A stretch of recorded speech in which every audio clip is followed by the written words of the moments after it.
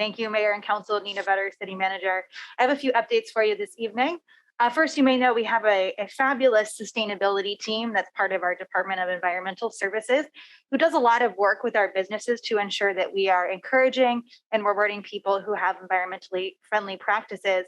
I thought it was worth calling out that we do this work, and we have been working on doing this work through an equity lens, and we specifically recently provided support for BIPOC businesses for demand response thermostats and LED lighting for several BIPOC businesses in our community. So I thought that was just a really cool program initiated. Thank you to Shannon Martin and the sustainability team for really thinking about how we can incorporate equity into our green business program.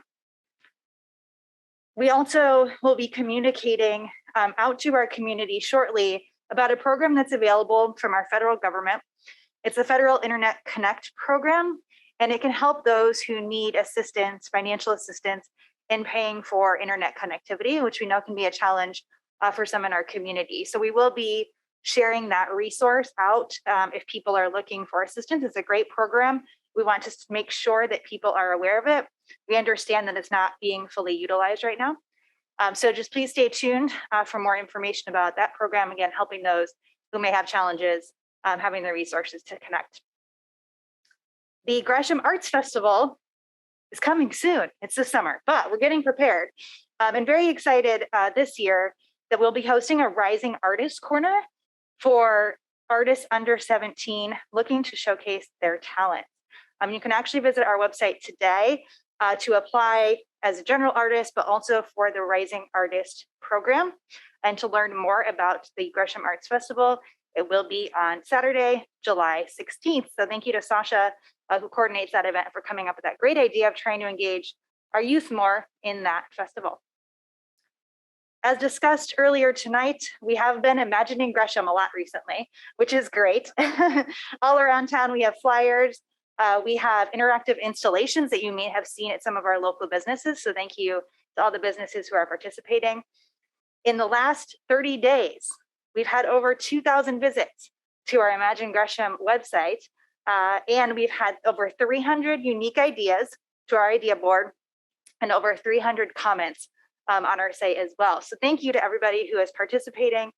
We've also engaged over 200 school kids as well, who have dreamt very big about Gresham.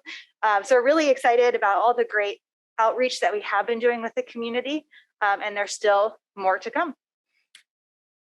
We are, well, actually today, it's February 1st. We are launching our ARPA Small Business Grant Program today. This is the day.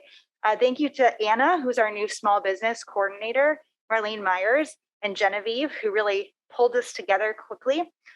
So as of today, small business grant applications are available online. They will close on February 28th. Again, this is thanks to Council approving a small business grant program from our ARPA dollars. Applications are also available in English, Spanish, and Russian. So please visit our website for more information about the small business grant program. And last but not least, for our Gresham Greats segment of the week, something awesome that our staff has done. Again, going to highlight our solid waste and sustainability team in collaboration with Trash for Peace, leverage grant monies for Metro to host a bulky waste collection event at 2 Home Forward properties. So Nick and 2 contractors from Trash for Peace helped residents dispose of over 3,000 pounds of bulky waste and another 900 pounds of trees, etc. They helped collect litter in the neighborhood. They helped crews take out couches, chairs, etc. out of residents' apartments who are physically unable to do it themselves. And multifamily properties, it's really traditionally hard. They don't have a lot of disposal options, particularly for individuals who don't have means of transporting large bulky items to another location. So this is a really great program to help out some multifamily properties who really needed it. And thank you to Nick for developing that great program. That is my report tonight.